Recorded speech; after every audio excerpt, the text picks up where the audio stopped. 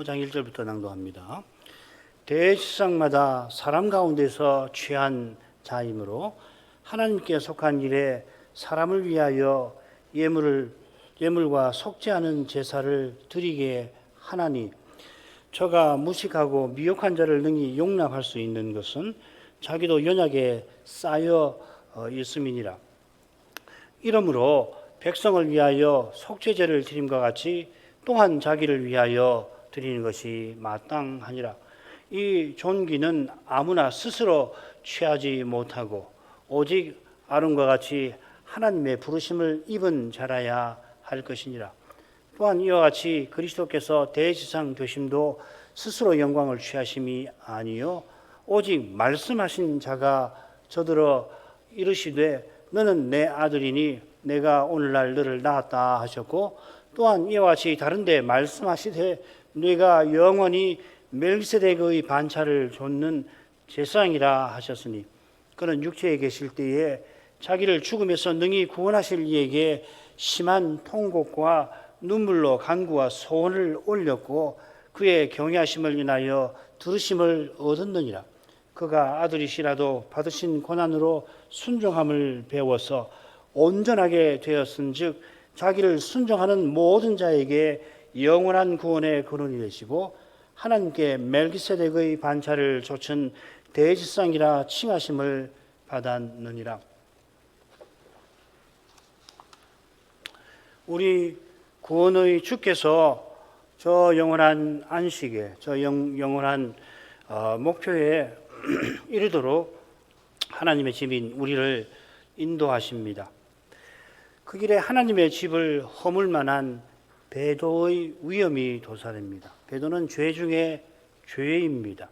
히브리서가 배도를 2번 정의한다 할 수 있을 만큼 설명하는데, 배도는 하나님의 아들을 다시 십자가에 못 박는 것이라 하였습니다. 이는 죄사함 받을 길을 아예 막으려 하는 겁니다.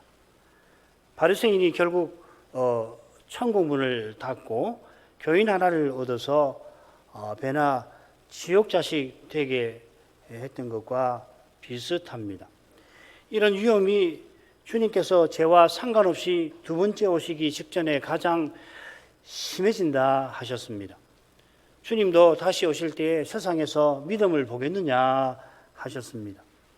사람의 생각에는 구원 얻는 믿음을 도무지 찾지 못하는 상태가 될 것이라 하는 말씀입니다. 이런 두려운 시대에 우리는 이미 접어들었습니다.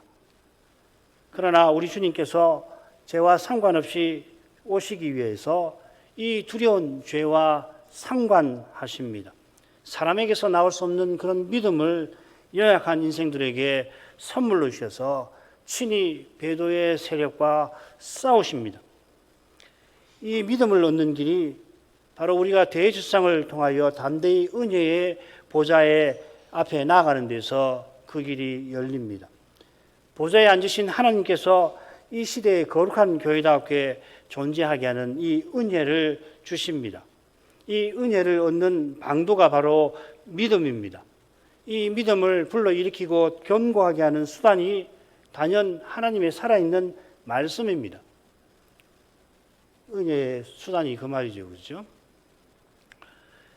기록된 성경이 이 살아있는 말씀인데, 성신께서 이 성경을 통하여 이루시는 사실에 있습니다. 그리고 이것이 안식일 지킴의 핵심입니다.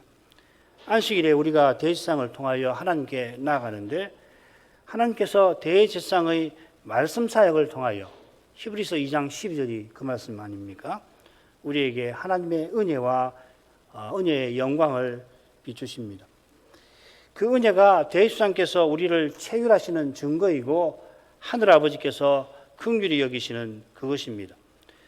놀랍게도 안식에 들어가신 대제사장께서 우리와 함께 고난 받으십니다. 이를 위하여 그분은 지상에서 우리와 한결같이 시험 받아주셨습니다. 우리가 믿음의 길에 얼마나 불쌍한 존재인지 주님만은 다 알아주십니다. 독생자를 아끼지 아니하신 사랑으로 아버지께서 자녀 삼으신 우리를 돌보십니다. 그 사랑의 거룩함이 때를 따라 도없는 거기서 드러납니다. 사람 생각에는 이제 망했구나, 이제는 길이 없구나, 포기해야만 하는가 보다 낙담하는 그때에 그래서 우리 눈에 이 절망, 어둠만이 가득한 그때에 정직한 자에게는 빛이 일어납니다. 신비한 빛이죠. 낙담되는 그때에 사람의 꾀와 힘을 의지하지 않고 전심으로 주님의 자비하신 손을 바라는 이는 거기서 산 소망의 빛을 보는 겁니다. 그리고 그때가 가장 좋은 때구나, 바로 지금이구나, 지금일 수밖에 없구나 깨닫고서 주님의 거룩하심을 찬송하게 하십니다. 오늘 낭독한 말씀 줄거리를 간단히 보지요. 1절에는 아론 제사장의 정체하는 일이 나옵니다. 2, 3절에는 아론 제사장의 연약함을 강조합니다. 자기가 연약해서 백성의 형편을 동정할 수 있는 것이요. 그리고 4절에서는 아론 대제사장의 자격이 나옵니다. 그리고 이제 5절, 6절에는 짝을 이루어서 대제사장 그리스도의 자격이 언급되어 있습니다. 그리고 7절부터 9절까지 이 그리스도의 고난과 순종, 아주 놀라운 심오한 말씀이 여기 나오고, 10절은 이 그분이 멜기세덱 반차를 줬는 대제사장이라 정체를 한마디로 요약하고 있습니다. 이 부분은 우리가 7장부터 좁혀서 7장부터 10장 아마 중반부까지 다루게 될 긴 내용을 요약하고 있습니다. 이 내용을 잘 기억하고 있으면은 7장부터 10장 중반까지 이 히브리서 선지자가 뭘 말하는지를 놓칠 수 없게 될 겁니다. 아론 반차의 대제사장이 멜기세덱 반차의 대제사장과 비교가 됩니다. 비교하는 관점들이 있어야 되잖아요. 짝을 이루는 세 부분에 세 관점이 나오는데, 첫째 관점은 이 대제사장의 정체에 관한 거고요. 둘째는 이 대제사장과 백성이 하나 되는 점이 나옵니다. 세 번째 관점은 대제사장의 이 자격에 관한 겁니다. 아론 대제사장이나 멜기세덱 반차의 대제사장은 똑같이 하나님께 부르심을 받아 세움받고 백성과 하나 되어서 하나님을 향하는 일을 맡습니다마는, 아론 제사장은 자기가 연약한 탓에 연약한 백성을 용납하게 되지만은, 그리스도는 아들이신데도 연약한 우리를 위하여서 고난을 받아 순종을 배우십니다. 순종 그 자체이신 분이 우리를 위해서 순종을 배우셨습니다. 이런 차이가 정체와 자격에서도 당연히 드러나겠지요. 이런 차이를 통해서 신약의 선자는 조금 전에 생각한 체휼하시는 대제사장과 은혜의 보좌에 앉으신 하나님께로 우리의 마음을 향하도록 합니다. 1절로 가겠습니다. 대제사장마다 사람 가운데서 취한 자이므로 사람을 하나님께 속한 일에 사람을 위하여 예물과 속지 않는 제사를 드리게 하나니,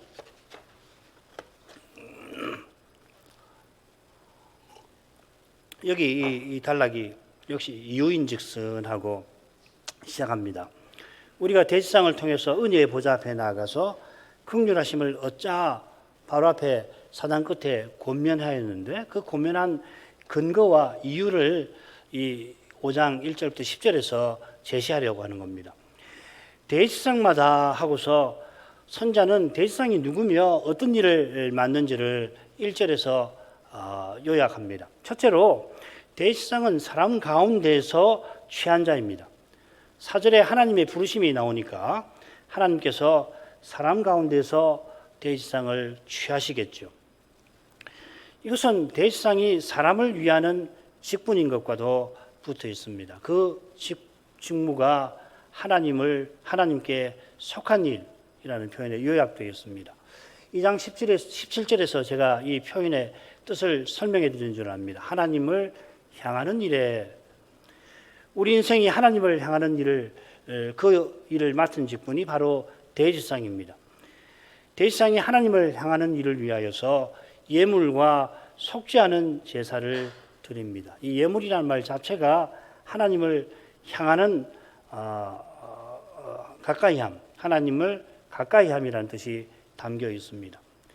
하나님을 가까이하는 그 일의 장애가 단연 죄이기 때문에 직접적인 장애는 죄지요. 그리고 간접적으로 우리의 악이 그렇게 이유가 되겠죠. 그런데 악도 죄에서 난 것이니까 모든 제사는 그래서 이 속죄하는 절차부터 시작됩니다. 이 절차는 제사 드리는 사람이 희생을 가까이 가져오는 데서부터 제사장이 피를 처리하는 데까지 이루어집니다. 레위기 1장부터 10장까지 제사와 제사장 규례가 나오는데 얼마나 길게 다루는지 1장부터 10장까지 계속 제사 이야기가 나와요. 신약 백성이 우리에게는 이건 뭐 너무 복잡하다. 그리고 너무 반복이 많이 되는 것 같기도 하고 심지어는 반복인 것 같은데 자세히 들어보면은 다르고 말이죠. 달리 생각하면은 우리 죄의 문제가 얼마나 심각한 건가 보여주는 거겠죠. 대제사장은 백성을 대표하고 대신하여 제사를 드려서 하나님을 가까이 합니다. 대제사장이 입는 그 에봇의 견대, 흉패가 그 사실을 잘 보여줍니다. 그처럼 레위인은 이스라엘 장자들을 대신하고 아론이 장자들의 장자인 데서도 이 사실이 잘 드러납니다. 물론 레위기에서나 우리 다 공부한 것이니까 요점만 말씀드립니다.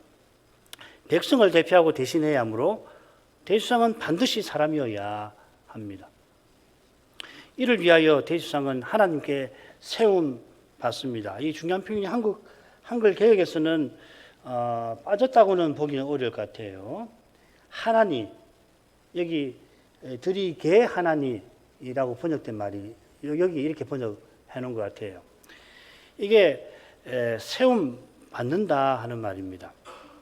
세운다는 말이고 수동태니까 세움 받는다 하는 말입니다. 레위기 8장을 보게 되면 7일 동안이나 제사장의 임명식이 계속 이어지죠.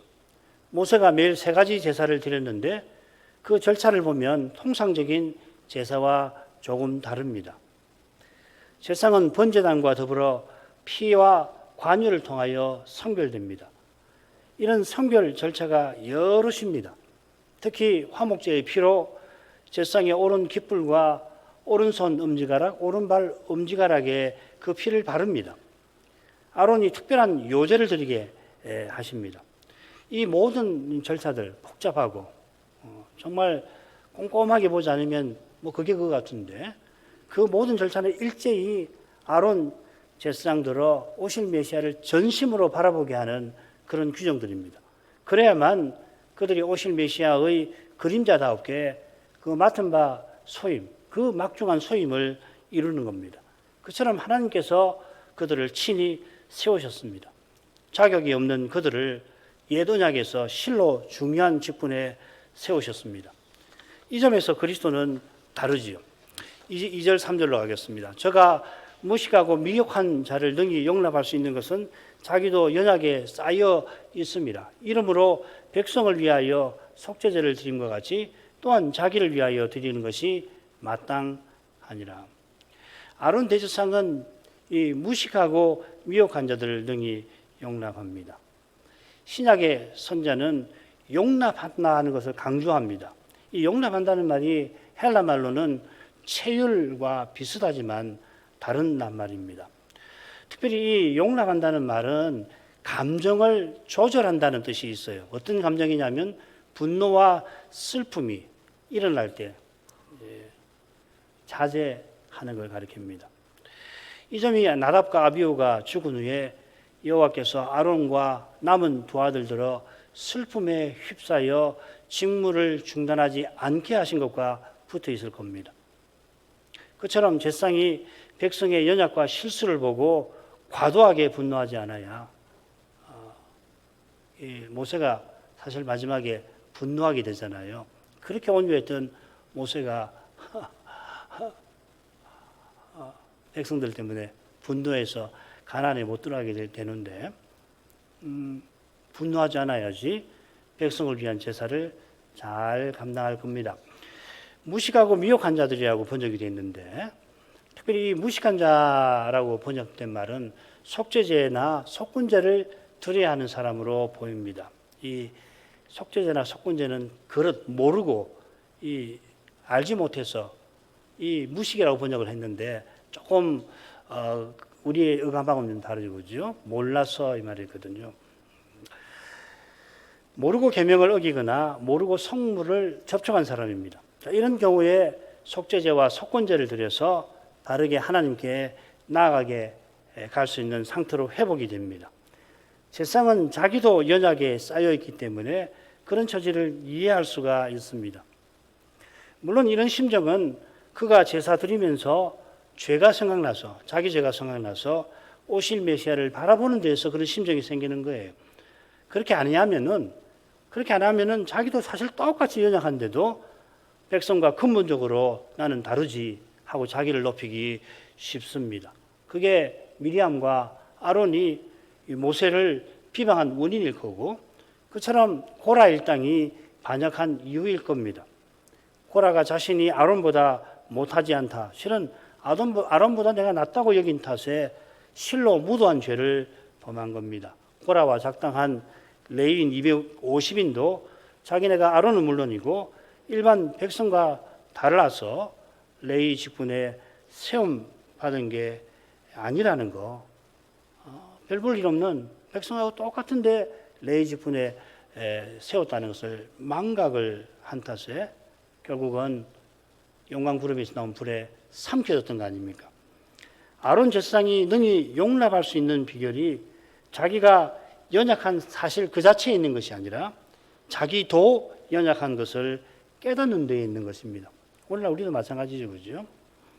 그런 깨달음은 제사에서 드러나는 여호와의 거룩한 영광에, 예배에서 하나님의 거룩한 영광을 보고서 자기 죄를 깨달아 메시아를 의지한 것과 딱 붙어 있는 겁니다. 다른 데서 이런 거 나올 수가 없죠. 미혹한 자들은, 이 미혹한이란 말이 히브리서에 두 번 더 나옵니다. 한 번은 이 광야 1세대에게 사용되었습니다. 그들이 마음이 항상 미혹되어 내 길을 알지 못한다 하셨습니다.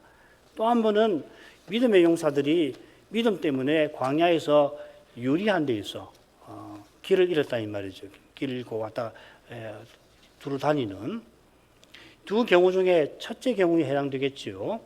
그렇다면 미혹한 자들은 가령 고라 반역 때에 고라 일당이 그렇게 두려운 징계를 받는데도 그들을 두둔하며 원망한 자들을 가리킬 겁니다.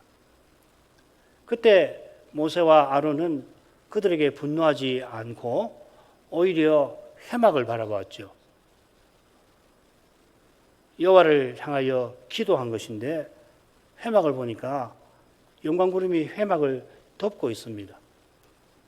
회막을 버리지 않고 덮고 있는 겁니다. 여호와께서 자기 백성을 버리지 않으실 것을 모세와 아론은 즉각적으로 알았습니다. 그러나 그 죄가 너무도 엄중해서 여호와께서 연병을 내리겠다 하시니까 모세가 아론들어 향로에 단에 불을 담고 향을 두어서 회중 가운데 가서 속죄하라 명합니다. 아마 이때 아론은 100세 노인이었을 것 같은데 그가 연병으로 픽픽 쓰러지는 회중 앞에 달려갑니다. 눈앞에 회중들이 전염병이 얼마나 독하면은 코로나보다 더한지 코로나 같은 것인지 픽픽 쓰러져요. 그 100세 노인이 그 향로를 들고 달려갑니다. 이런 심정은 오직 메시아를 바라보는 데서만 나오는 것입니다. 우리가 아직 원수되었을 때 하나님의 아들께서 메시아께서 십자가에 원수인 나를 위하여 돌아가셨습니다. 이런 사랑으로만 직분을 감당하고 우리 맡은 소명도 똑같습니다. 직분자만 이런 게 아니라 직분자가 아닌 우리 모두의 소명도 이 사랑이 있어야 이룰 수 있는 것이에요. 아론 대지상이 자기도 연약에 쌓여 있음을 아는 길이 바로 백성을 위하여 속죄제를 드리고 또 자기를 위하여 드리는 데 있습니다. 이 쌓여 있다 하는 표현이 히브리서 12장 1절에 나옵니다. 구름같이 둘러싼. 여러분, 구름이 어떤 구름일까요? 한번 생각해 보세요. 12장에 가서 제가 설명을 해드릴 텐데 왜 구름같이라고 했을까? 구약 성도를 가리키는 거거든요. 구약 성도가 구름같이 둘러싸고 있는데 그 증인들을 보면서 우리 신약교회는 앞에 두신 경주를 경주하는 겁니다. 이 눈으로 보는 거 아니죠, 그죠? 구약 증인이 얼마나 많은지 구름처럼 둘러싼다는 표현일 텐데 그 정도일까? 한번 생각해 보세요. 이런 것을 보면 아론 대지상이 자기의 연약함이 얼마나 많은지를 안다 하는 말입니다. 또 이 쌓여있다 하는 표현은 어디 쓰느냐면 쇠사슬의 메인데도 쓰입니다. 이런 뜻을 고려하게 되면은 로마서 28장 20절이 될 수가 없는데 이건 확인을 해서 말씀을 드리겠습니다. 제가 얼른 생각이 안 나네요. 이런 뜻을 고려하면 아론 대지상은 자기의 연약함이 얼마나 심한지를 알아야 합니다. 지난 시간에 우리의 연약함에 관해서 살핀 것처럼 아론이 대지상이지만 스스로는 하나님께 나아갈 힘도 없고 하나님의 언약을 이룰 힘도 없습니다.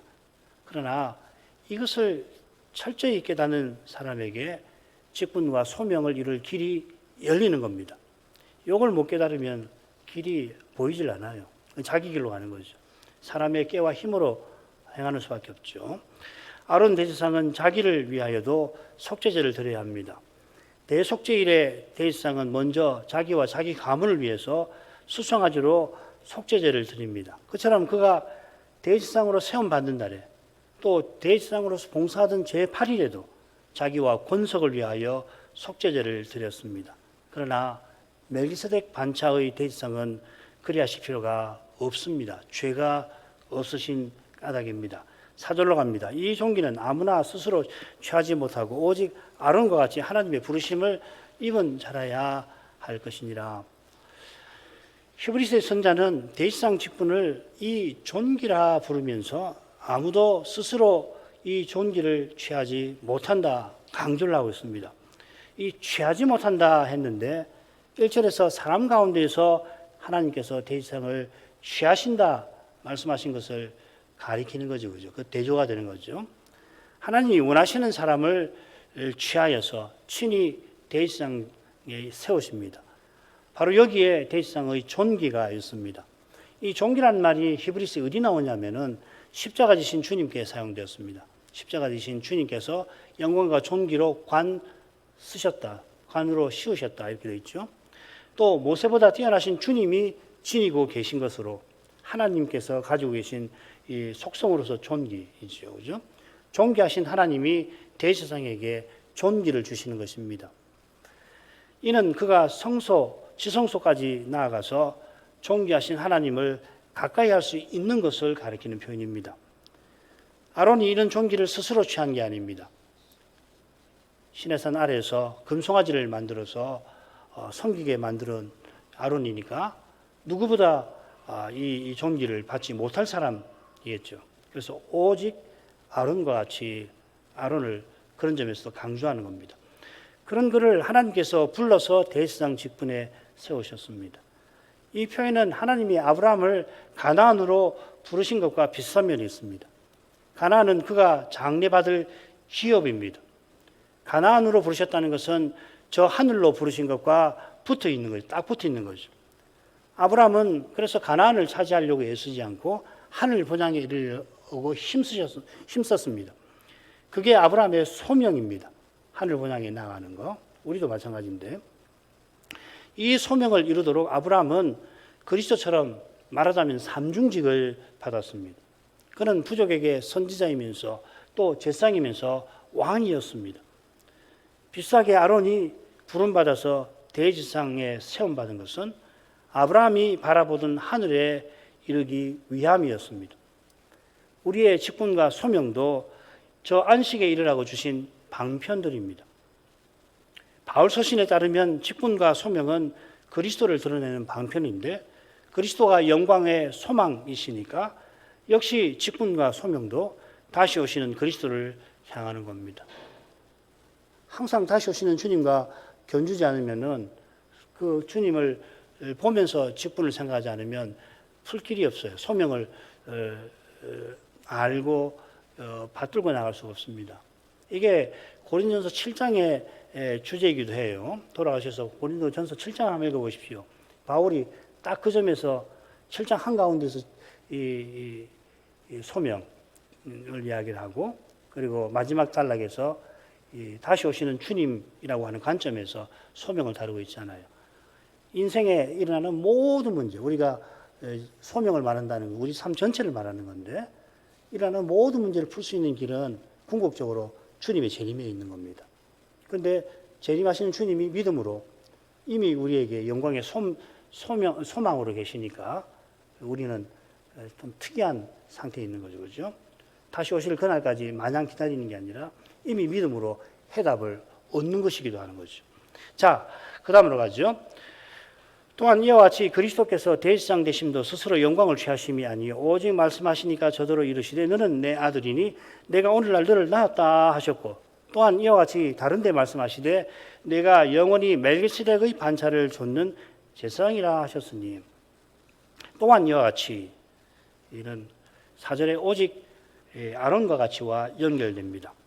아론같이 그리스도께서 대제사장이 되셨다 하는 말입니다. 아무도 스스로 이 존귀를 취하지 못하듯이 그리스도도 스스로 영광을 취하심이 아닙니다. 그리스도께서 십자가를 통해서 영광과 존귀로 관 쓰셨습니다. 번역대로 하자면은 주님께서 스스로 영광의 관을 쓰신 것처럼 읽힙니다만은 하나님께서 영광의 관을 십자가 지신 그리스도에게 씌우신 것입니다. 바울 사도도 같은 취지로 하나님께서 그리스도를 죽은 자 가운데서 일으키셨다고 일관되게 씁니다.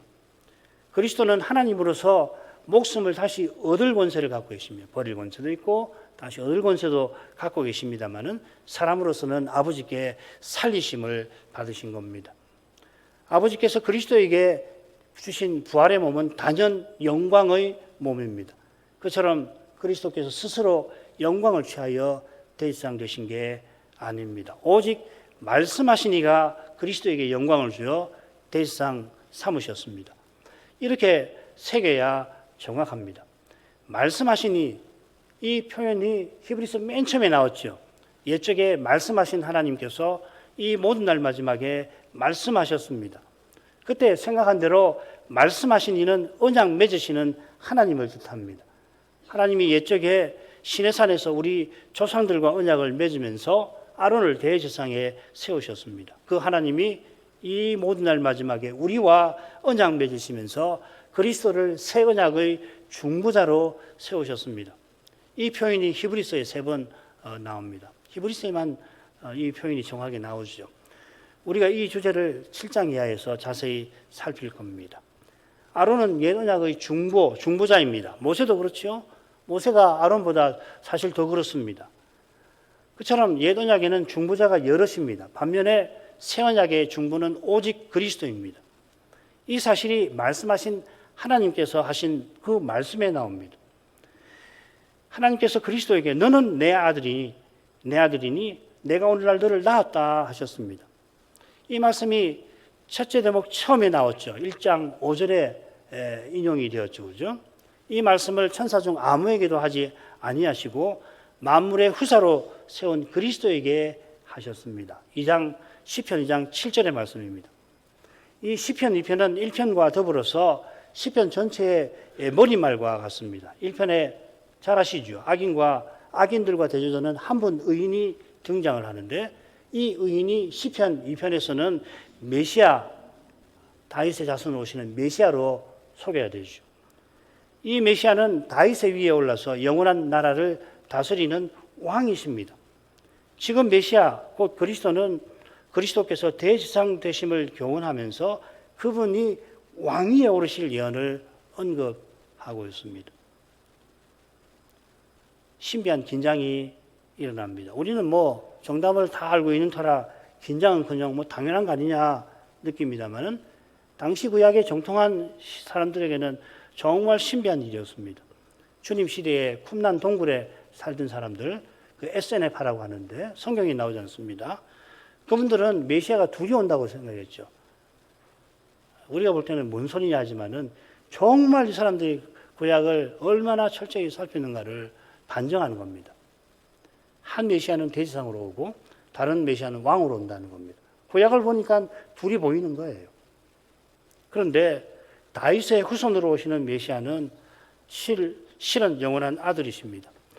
메시아께서 왕인 동시에 제사장이신 것도 신비하지만은 성자께서 그리스도 되신 것은 더 신비한 겁니다. 모세가 사환으로서 하나님의 온 집에 충성했지만 그리스도는 아들로서 그 집을 충성스럽게 맡고 계십니다. 그런 모세도 선지자, 대제사장, 왕의 역할을 맡은 거 아니에요? 그러면 모세보다 뛰어나신 그리스도는 삼중직이 아니라 그 이상의 직분이 혹 있다 하더라도 그 전부를 맡고도 남으실 분이죠. 다윗의 후손에 관한 예언을 말씀하신 하나님께서 다윗을 통하여 그의 후손이 동시에 대지상이심을 예언하셨습니다. 인용한 말씀은 시편 110편 4절입니다. 다윗이 여호와께서 자기 주에게 말씀하신 것을 듣습니다. 1절 맨 처음에 나오죠. 이건 그가 성신에 이끌려서 산을 어전에 올라가서 이상 중에서 본 것일 겁니다. 어떻게 사람이 이런 걸 알아요? 그 어전에서 보니까 여호와께서 자기의 주님에게, 그 역시 하나님이신 분이 아니에요, 말씀을 하신 걸 본 것이란 말이죠. 다윗이 자기 후손으로 오신 메시아를 내 주라고 부릅니다. 예수님께서는 마지막 화요일에 이 말씀을 들어서 바리새인을 시험하셨습니다. 다윗이 그리스도를 주라고 칭하는데 어떻게 그 후손이 그 주가 다윗의 후손이 되겠느냐 물으시니까 바리새인 중에 아무도 대답을 하지 못했고 더구나 그 후로부터는 감히 묻지를 못했다 하였습니다. 구약에 정통하다고 자랑하던 바리새인이 구약의 정수의 핵심에 이토록 무지하였습니다. 여호와께서 여호와의 종이 되시는 이 신비를 빼버리면 구약에서 남는 것이 뭐가 있겠습니까? 여호와께서 내가 네 원수로 발등상 되게 하기까지 너는 내 우편에 앉으라 하셨습니다.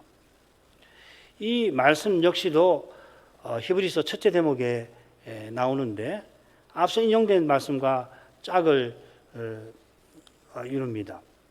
천사 중 누구에게도 하지 않은 말씀, 아들에게 하신 말씀으로 승천하신 그리스도께서 다시 오실 때까지 하나님께서 원수들을 물리치실 것입니다. 여호와께서 이 다윗의 후손을 위해서 원수들을 물리치겠다 하시는 거죠. 이게 110편 후반부입니다. 5절부터 7절에 나옵니다. 그때까지 그리스도는 기다리신다. 히브리서에서 그렇게 교훈하죠. 히브리서 10장 13절. 그리스도께서 아버지 우편에서 기다리신다고 해서 아무 일도 하시지 않고 그냥 손 놓고 기다리신다는 말 아닙니다. 히브리서에서는 특별히 아버지 우편에서 간구하신다 하였습니다. 7장 25절. 그러므로 자기를 힘입어 하나님께 나아가는 자들을 온전히 구원하실 수 있으니 이는 그가 항상 살아서 저희를 위하여 간구하심이니라. 그리스도께서 우리를 위해서 항상 간구하시는 까닭에 그 기도가 연락되어서 그래서 우리가 하나님께 항상 나아가는 겁니다. 오늘도 예배 드릴 수가 있습니다. 우리가 하나님께 나아가는 길에 장애와 방해가 늘 있습니다. 사실 없는 날이 없는 거죠. 우리가 너무 둔해서 인식을 못할 뿐이지 하나님께 나아가는 길에 근원적인 장애와 방해가 늘 있잖아요. 그런데 이런 우리를 위해서 그리스도가 기도하시니까 하나님이 그 기도를 알겠다 들으시고 그런 다음에 그래 제 장애와 방해를 제거해 주시는 거죠. 요한계시록에 딱 그렇게 기록되어 있는 거죠. 우리 기도 올라가니까 천둥이 번개가 치잖아요. 하나님이 우리 기도를 들으시고 그리스도와 함께한 우리의 기도를 들으시고 땅에서 일을 행하시는 거 아닙니까? 장애를 제거하고 우리를 인도하시는데 그 일에 그리스도를 자기 일꾼으로 종으로 세워서 쓰시는 거죠. 그래서 그리스도는 하늘과 땅의 모든 권세를 받았는데 그 권세를 하나님이 지시하시는 그 일에 쓰시는 겁니다. 우리도 역시 마찬가지입니다. 주님이 그 일 하실 때 우리를 써주시는 거죠. 자, 이런 점에서 그리스도는 왕이라고 우리가 부르는 것이죠. 하여튼 이 그리스도의 왕되심과 이 제사장직, 특별히 이 기도에 대해서 우리가 히브리서 7장, 8장, 9장, 10장에서 생각을 좀 해야 할 겁니다. 기도가 중요합니다. 우리의 기도가 정말 중요합니다. 우리가 기도밖에 못한다는 말을 쉽게 하는데 우리가 할 수 있는 일이 기도예요. 그나마도 그리스도 안에서 할 수 있는 일입니다. 우리가 기도하는 것입니다. 기도한다는 말은 아무 일도 안 하고 손 놓고 있는 게 아니에요. 기도해서 하나님께서 알겠다 하시고 이게 너가 이 일을 해라 하고 힘 주시는 걸 가지고서 우리는 하는 거거든요. 그것 없이 우리가 나서서 주의 일을 하는 게 아니란 말이죠. 실제로 기도해야 우리가 할 수 있는 게 없습니다. 기도도 우리가 못하죠. 기도 마음만 먹으면 할 수 있는 게 아니잖아요. 기도해 보신 분은 알 겁니다. 기도할 수 없는 때가 있다 하는 거. 그건 뭐냐면 근원적으로 우리는 기도 못해요. 로마서 8장에 있는 것처럼 우리는 근원적으로 마땅히 구할 바를 알지 못하는 자입니다. 못했던 자가 아니에요. 우리는 마땅히 구할 바를 알지 못하는 자입니다. 아는 길은 하나예요. 성신께서 말씀으로 하나님께서 깨닫게 해주시면 그만큼 하는 겁니다. 다 하는 거 아니죠. 하나님께서 깨닫고 기도하는데도 하면 여전히 모르는 게 수두룩하죠. 왜 그렇습니까? 미래를 모르니까 무엇보다. 장래를 몰라요. 그런데 우리가 어떻게 다 장담할 수 있습니까? 한 걸음 한 걸음. 주님이 여기까지 인도해 주시면 여기서 기도하고 또 기도해서 인도해 주시면 이렇게 기도해야 되겠구나. 또 이렇게 가야 되겠구나. 날마다 한 걸음 한 걸음씩 가는 거잖아요. 그게 시편 119편에 나오는 거 아닙니까? 주의 말씀 내 말에 등이요 내 길에 빛이니라. 옛날 등불같이 하나님 말씀 비춰가지고 한 발 내리는 그 길을 보여주시는 거거든요. 하나님 말씀이. 그렇게 한 걸음 한 걸음 인도하신다고. 그 말은 항상 의지하게 만드시는 거거든요. 왜냐하면 우리는 의지해야 할 존재니까. 우리는 자존적인 존재가 아니잖아요. 사람이 자존적으로 되려고 하면은 사람의 힘과 깨를 쓰게 되어 있거든요. 그렇지 않고 항상 의지하게 하시려고 그게 우리에게 마땅하고 복이니까. 말씀도 한 걸음 한 걸음 보여주시는 거거든요. 네, 하나님 말씀 읽으셔야 합니다. 읽지 않으시더라도 말씀이 내 안에 있어야 해요. 내 안에 있는 그 말씀을 성신이 쓰셔서 역사하시는 거지 신학 이론을 가지고서 하나님 성신이 역사하시는 거 아니에요. 자, 6절에 인용된 말씀의 교훈이기도 합니다. 내가 영원히 멜기세덱 반차를 줬는 제사장이라. 7장에서 생각하게 될 겁니다. 멜기세덱은 누구인가? 창세기 14장에 처음 나오죠. 멜기세덱의 반차는 무엇인가? 왜 그 반차가 필요한가? 그리스도는 어떻게 멜기세덱 반차의 대제사장이 되셨나? 거기 아주 흥미로운 내용이 나올 겁니다. 그리스도께서 멜기세덱 반차를 줬는 제사장이 되신 뜻이 실로 높고 넓습니다. 그 높고 넓은 뜻을 아버지와 아들이 성신 안에서 정하신 것입니다.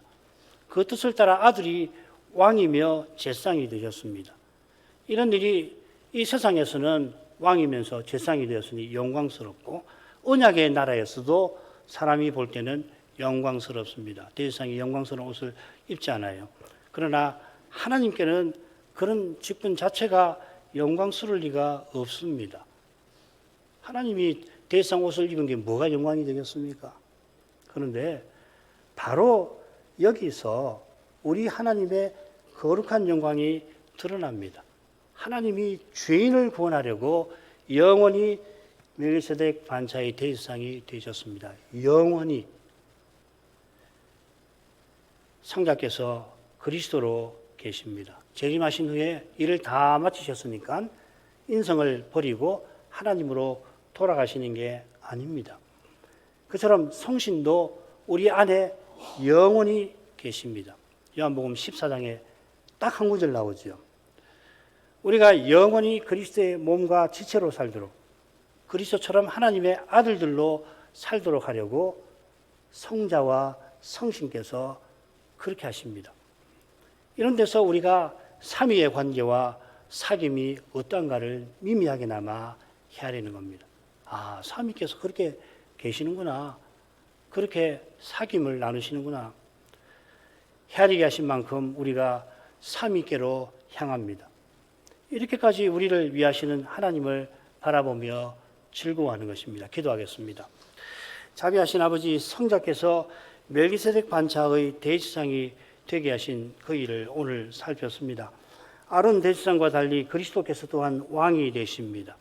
이것이 구약에 정통하다는 이들에게는 놀라운 일이었겠지만, 그러나 그보다도 성자께서 그리스도 되신 것이 실로 놀라운 일인 줄 믿습니다. 이 놀라운 사실이 우리가 그리스도 이름으로 아버지께 예배하는 거기서 드러나고 있습니다. 우리가 그리스도를 인도를 받아서 하나님을 향하는 데서 이 놀라운 사실이 우리의 삶에서 또한 드러납니다. 이 놀라운 신비는 오직 믿음으로만 제대로 볼 것입니다. 과연 성자께서 영원히 대제사장으로 계시는 것이 신비하고, 성신께서 우리 안에 영원히 내주해 주시는 것도 그러합니다. 이 은혜의 사실들에서 삼위의 관계와 사귐을 엿볼 수 있게 하십니다. 그 신비하신 삼위께로 우리의 마음을 더욱 향하도록 이끄십니다. 삼위 하나님만 우리가 바라고 즐거워할 분이십니다. 이제도 저희를 이끌어 하나님께 더욱 나아가게 하옵소서. 예수님의 이름으로 기도합니다. 아멘.